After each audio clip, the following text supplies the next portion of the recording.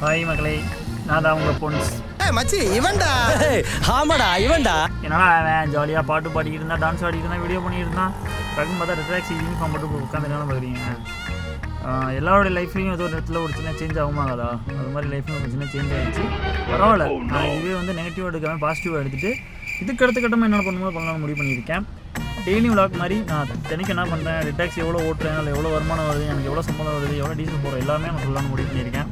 நிறைய பேர் சொல்லுவாங்களே டிரைவர் எல்லாம் ரொம்ப ஈஸியாகலாம் சும்மா ஜாலியாக ஓட்டுவாங்க, படுப்பாங்க, சாப்பிடுவாங்க. ரொம்ப கஷ்டங்க சத்தியமாக. ஏன்னா எந்த வேலையாக இருந்தாலும் அதில் போய் உள்ளே போய் அனுபவிச்சு அது அந்த வேலையை எடுத்து பண்ணால் தான் அதோடைய கஷ்டம் நமக்கு தெரியுது. ஸோ பரவாயில்ல, இருக்கட்டும், பிடிச்சவளை தானே, கஷ்டப்பட செய்வோமே. யாருக்காக கஷ்டப்பட போகிறோம்? நமக்காக தான் கஷ்டப்பட போகிறோம். கஷ்டப்பட இன்னும் ஜாலியாக இருந்த போகலாம், வேலை முடியல தான். இருந்தாலும் நல்லா இருக்கு. நல்லா இருக்கியா? நல்லா இருக்கு. நல்லா தானே இருக்கியா? நல்லா இருக்கும்போது நல்லா இருக்கும்போது எதுக்கு யோசிச்சுக்கிட்டு